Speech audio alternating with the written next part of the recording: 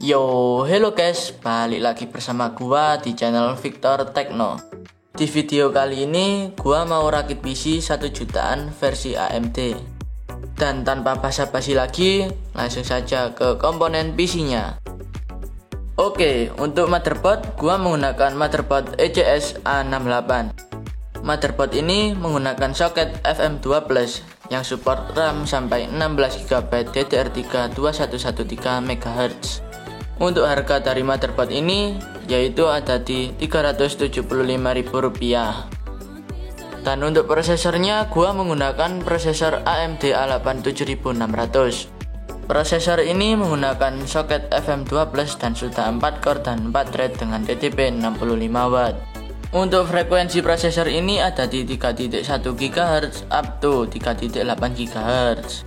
Prosesor ini juga support frekuensi RAM sampai 2133 MHz dan juga mempunyai iGPU yaitu Radeon R7. Untuk harga dari prosesor ini gua beli di Rp200.000. Ya, bisa dibilang ini adalah PC versi upgrade dari rakitan PC gua sebelumnya.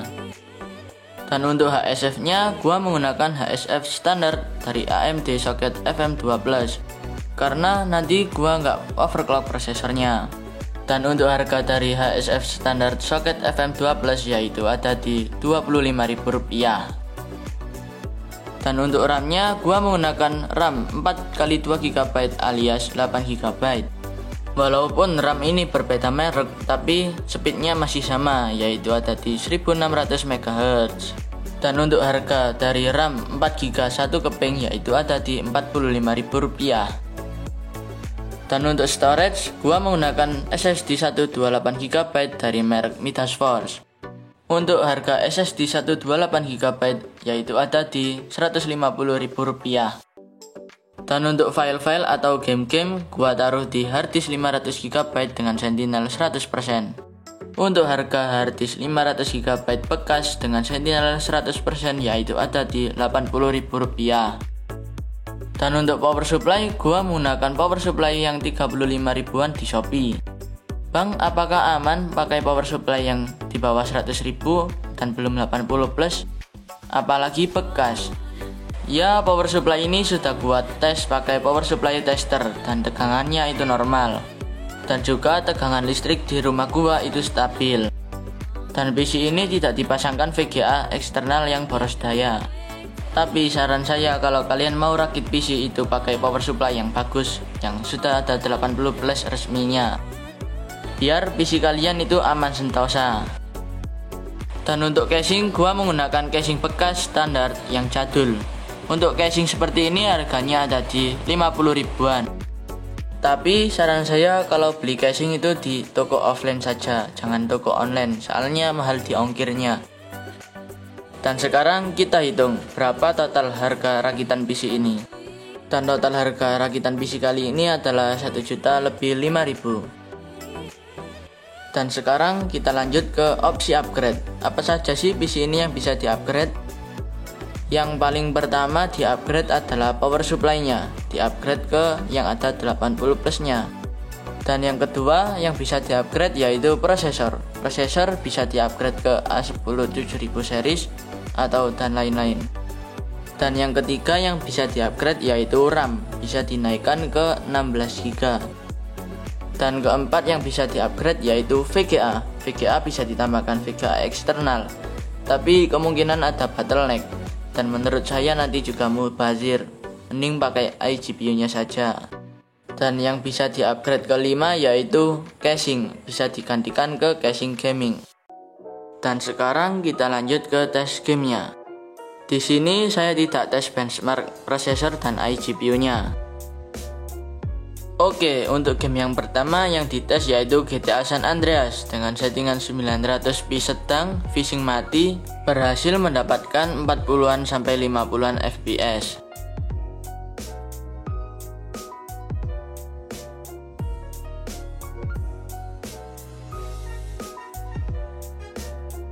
Dan kalau di tempat yang agak ramai seperti ini, kadang FPS-nya turun sampai 39 FPS.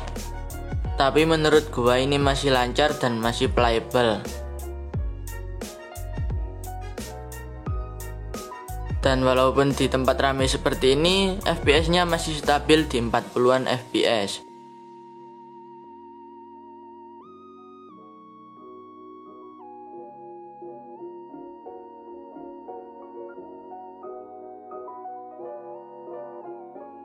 Dan game selanjutnya yang dites adalah game Naruto Ultimate Ninja Storm 4. Untuk game ini gua setting di 720p low. Pertama gua coba di full screen, tapi warna oranye dan warna kuningnya berubah menjadi biru seperti ini. Saya kurang tahu ini penyebabnya kenapa. Dan terpaksa saya kembalikan tidak full screen. Dan waktu tes game ini FPS nya berhasil mendapatkan di 15an FPS sampai 20an FPS. Ini juga saya nggak tahu 20an FPS tapi serasa 30an FPS. Ya udahlah, nggak apa-apa daripada 5 FPS tapi smooth. Padahal settingan fishingnya udah gua offin, tapi kayak ke batas gitu, FPS nya kayak ke limit.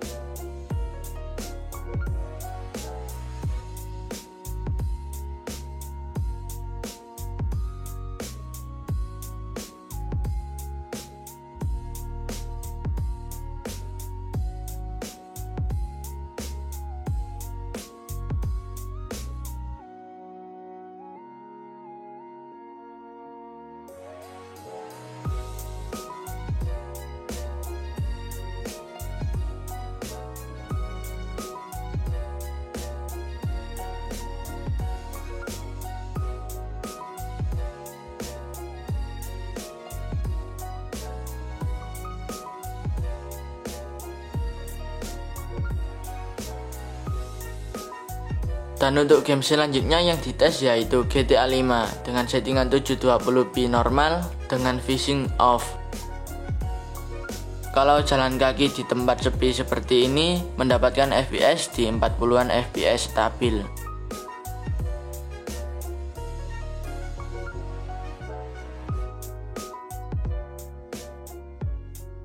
Tapi kalau di tengah kota tempat ramai seperti ini turun sampai 25 FPS.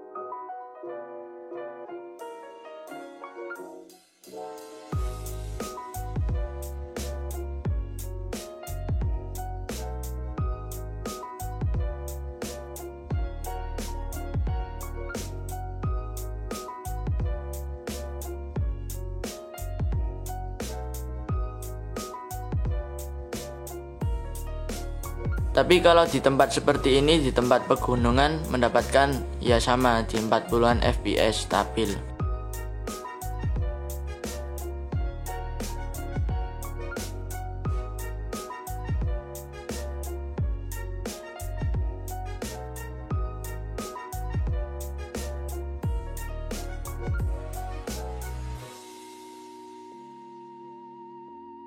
Dan untuk game selanjutnya yaitu ETS 2 atau Euro Truck Simulator 2. Di setting 720p medium dengan fishing off, berhasil mendapatkan FPS di 30an sampai 40an FPS.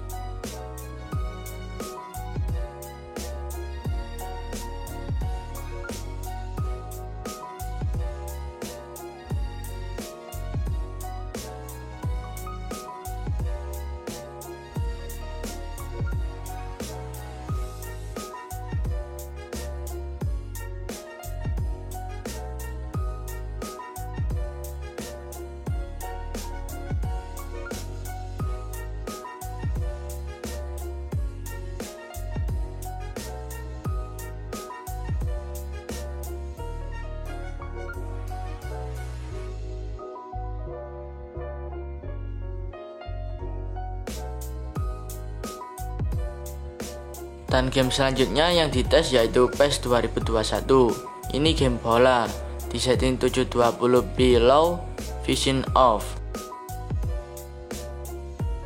Dan baru mulai masuk langsung ada peringatan kalau spek ini nggak kuat, dan kita paksa main ke sampai dalam gamenya. Dan ini pas dalam gamenya malah lancar di 30-an sampai 40-an fps. Ya lumayan lah.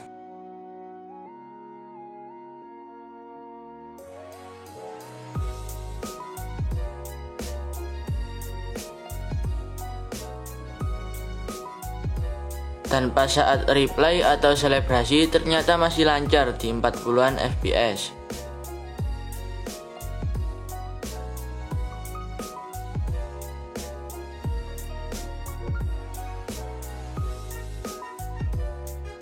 Karena tes gameplay PES 2021 tadi lancar, kita coba di PES 2017 dengan resolusi di 900p atau mentok medium.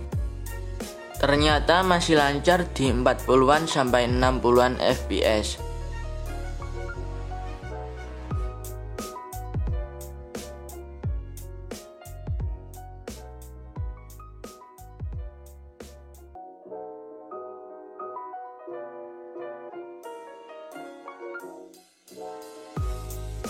Dan ya, tes gamenya sampai sini saja. Sebenarnya saya mau tes game Valorant, Minecraft, Genshin juga. Tapi berhubung harddisk saya rusak, masih saya garansiin dan masih OTW belum siap, jadi tes gamenya ini aja dulu. Untuk kesimpulannya yaitu rakitan PC kali ini kurang cocok untuk direkomendasikan.